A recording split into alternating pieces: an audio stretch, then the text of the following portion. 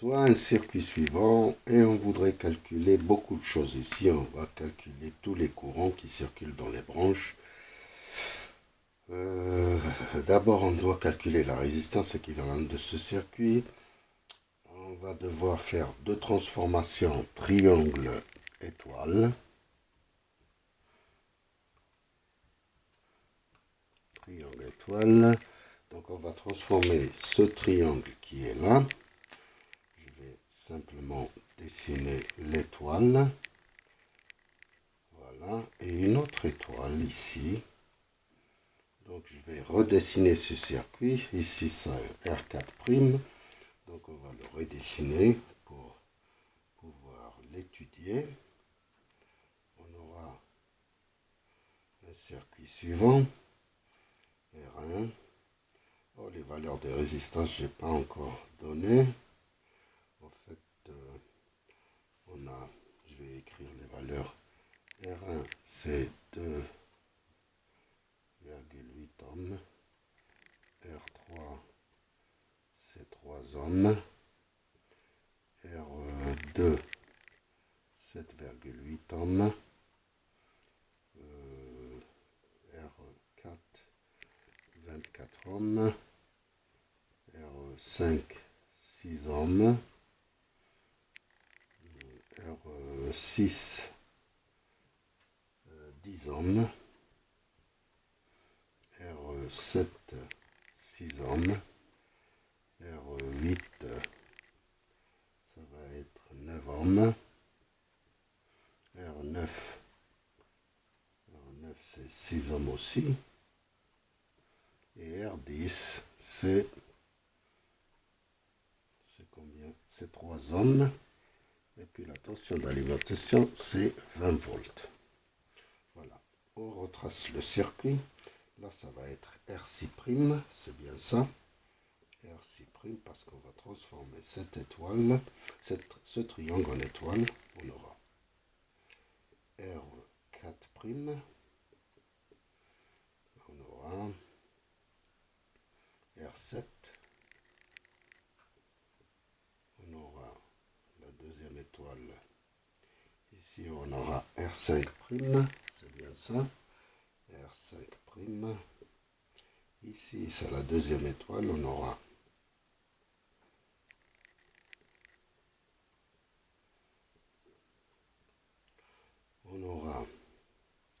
R10'. Et on aura R8'. Et on aura R9'.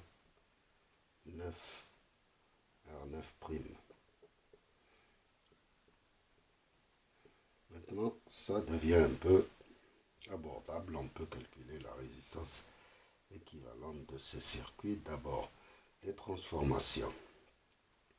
Alors, R4', R5', R6'. Là, je vais...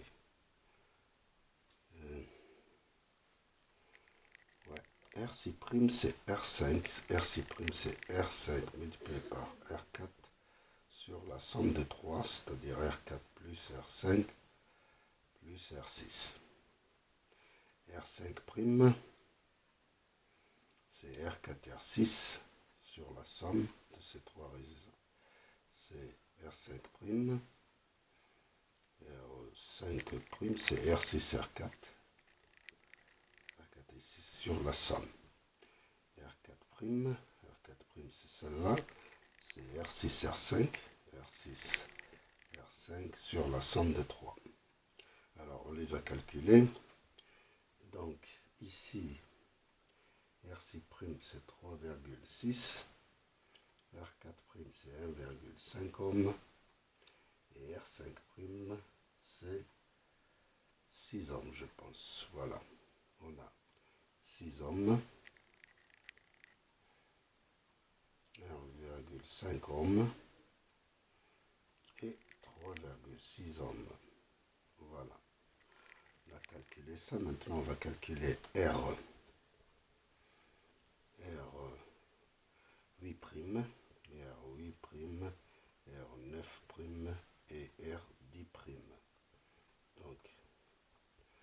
la somme de R d'I',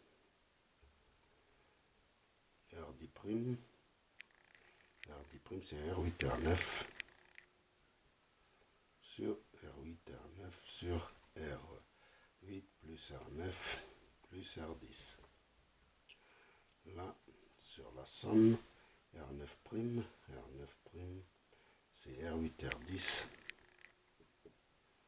sur la somme. R8', c'est R9 R10 R10 sur la somme. Donc,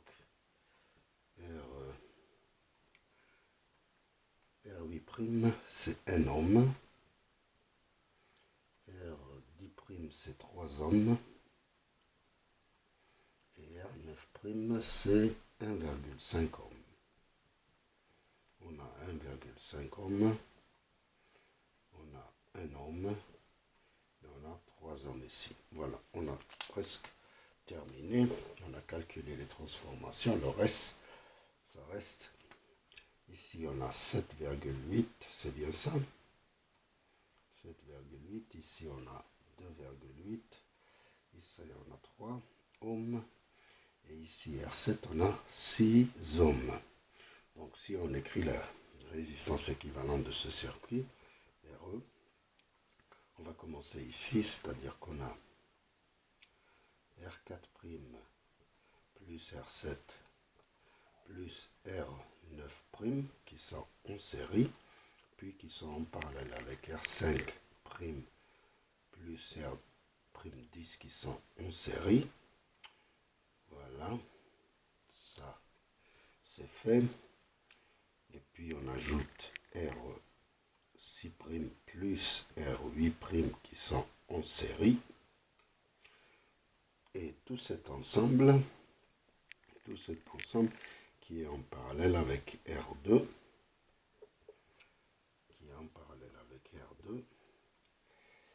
et puis R2, et puis on ajoute à la fin, on ajoute R1 plus R3, et c'est ça la résistance équivalente.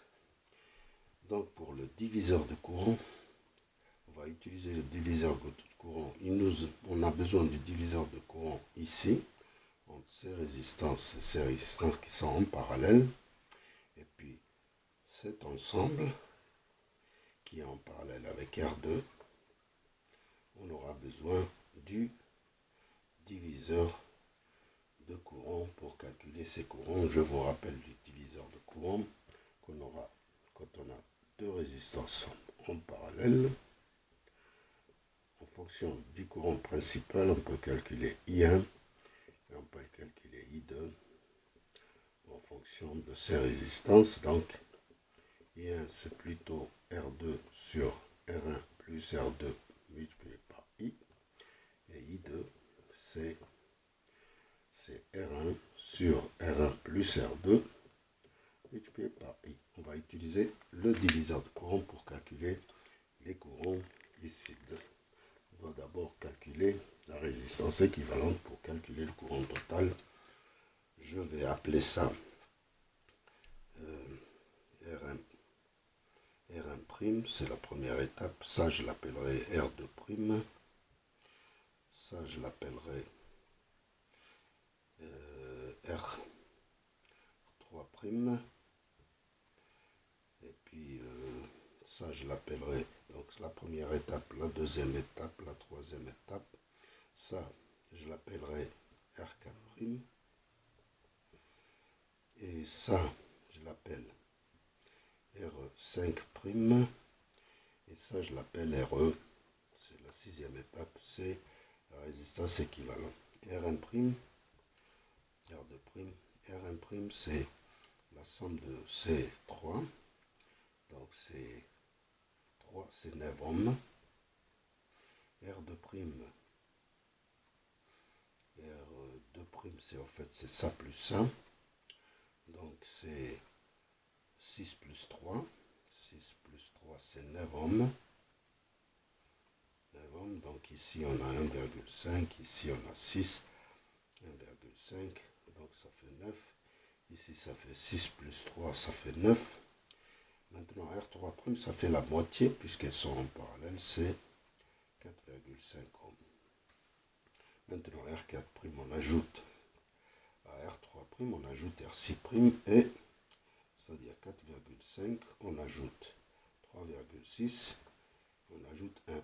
Ça nous fait combien? Ça nous fait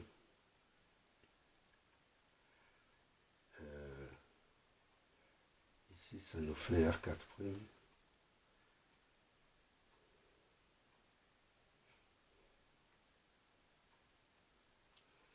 4,5, 4,6, c'est 9,1 je pense, c'est ça?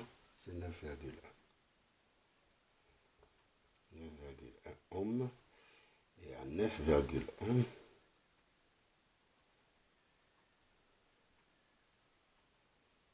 9,1 ohms, c'est bien ça. C'est ici 9,1 ohms. R4'. Maintenant, elle est en parallèle avec R2 qui est 7,8. Ça nous donne 4,2. 4,2, c'est-à-dire 9,1 en parallèle avec 7,8. Ça nous donne 4,2 ohms. Et puis RE, c'est 4,2 plus 2,8 plus 3. Ça nous fait 10 ohms. Voilà. Donc on peut calculer I1 qui circule ici. I1 c'est V sur RE. C'est 20 sur 10. C'est 2 ampères. Voilà, on a calculé I1.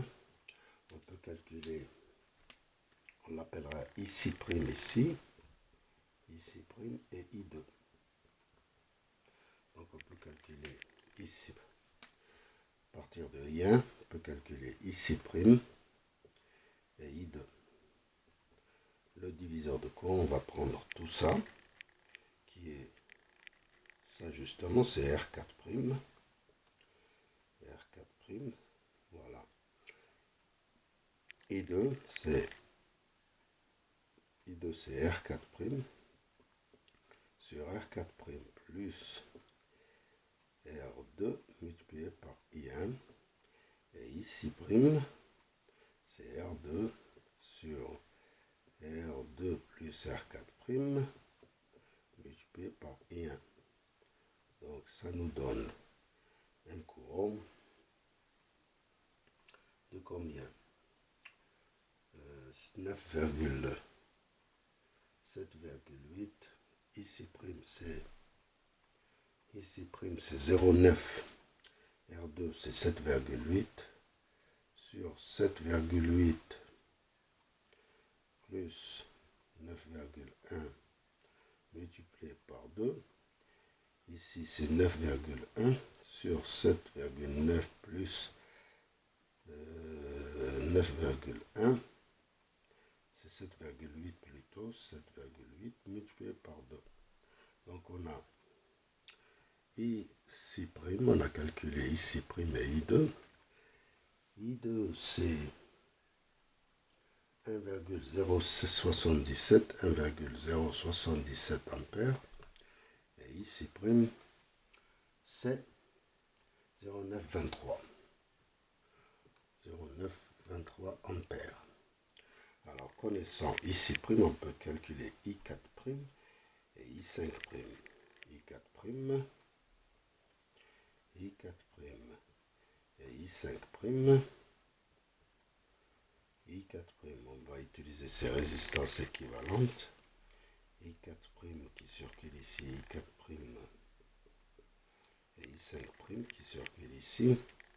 I4' c'est R2', I4' c'est R2', R2' sur R2' plus ce qu'on a appelé R1', multiplié par le courant qui circule ici, c'est ici prime, et ici c'est I5', c'est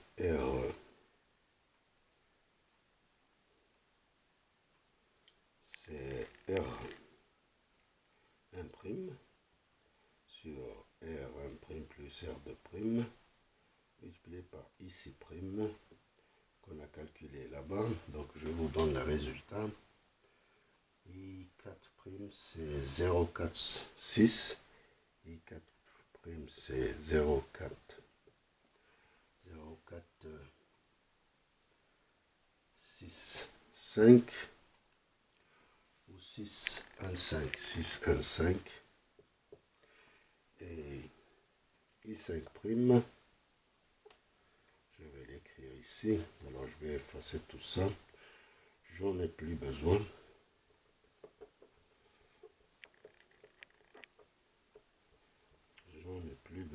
Donc on va passer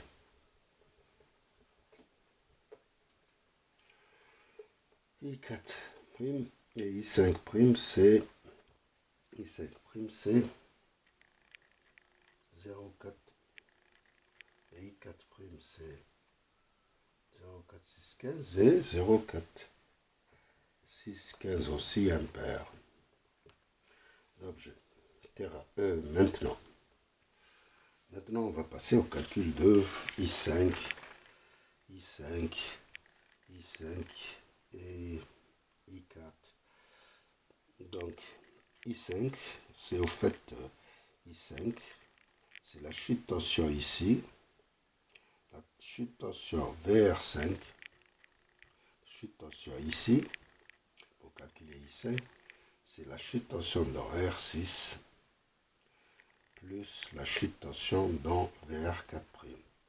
Donc c'est R6', 3,6 multiplié par I6', ou bien j'écris en lettres d'abord, R6' multiplié par I6' plus R4' multiplié par I4' qu'on vient de calculer là-bas. Donc 3,6, 0,923 plus 1,5, 0,4615. Ça nous donne une chute tension de 4,015. Et d'ici on calcule I5. I5 c'est VR5 sur R5. R5 c'était 6. Donc c'est 4,015 divisé par 6. Ça nous donne un courant de 669,175 mA. On l'écrit ici. I5 c'est 669,175 mA. On va passer maintenant à calculer, puisque I5, en fait, I5 ici et I7, on peut calculer I6. On a I5 qu'on a calculé, on a I7 qu'on a calculé. I7 en fait c'est I4'. Donc en fait I5 plus I5 plus I4 c'est égal à I6'. I5. Alors I5 plus I5. C'est ici d'abord. I5 plus I4, c'est ici'. Ici', c'est le courant qui passe ici. On voulait calculer I4. I4, c'est ici' moins I5. Donc c'est 0,9 ici' là. 23 moins 0,669. Et ça, c'est 253,825 mA. Donc on a I4, on a calculé I4, c'est 253 multiplié par 825 mA. On va passer maintenant au calcul de I6. I6 qu'on n'a pas encore calculé, I6, c'est égal à I5 moins I7. I7 c'est I4' en fait. I7 c'est I4'. Donc c'est I5 qu'on vient de calculer,